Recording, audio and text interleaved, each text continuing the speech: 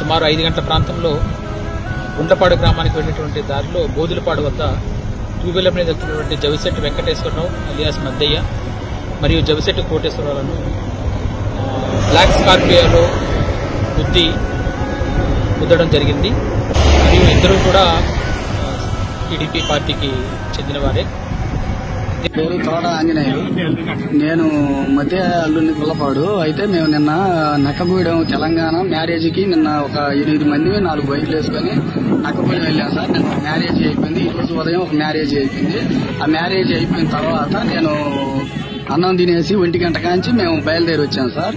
అయితే మేము మాచర్ల వచ్చిన తర్వాత మేము అచ్చయ్యని మాకు ఈ మోటార్లు దించుకునే కుట్టు అతను మంచి పరిచయం. మేము అయిపోయినాం మా నేల పార్టీ అతను. మేము ప్రతిదానికి అతని కాడికి పోతుంటాం వస్తుంటాం. మేము అక్కడ కూర్చుంటే టీ తాగిపోండి అన్నాడు.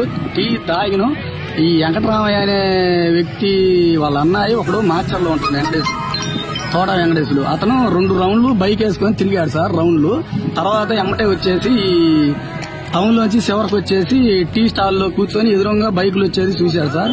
మా బావ, చిన్న బావ, పెద్ద బావ ఇద్దరు వచ్చేసి ముందు వచ్చారు బైకు. మాది నేను మా అన్నయ్య వెనకాల ఉన్నాం.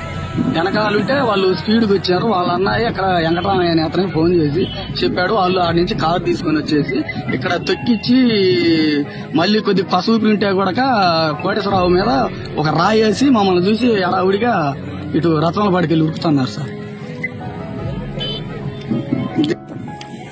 వెంకటరామయ్య అనే అతను రాయి వేసి పసుపు ఉన్న అతను కూడా రాయి వేసి చంపేసి వెళ్ళిపోయారు సార్ ఇద్దరు. ఆయన స్పాట్ డెడ్. ఈ ఒక అతను ఉంటే అతన్ని ఒక రాయి వేసి పసుపు ఉన్నా కానీ తీసేసి వెళ్ళిపోయారు సార్. మమ్మల్ని చూసి ఉరికారు రచ్చనపడికి.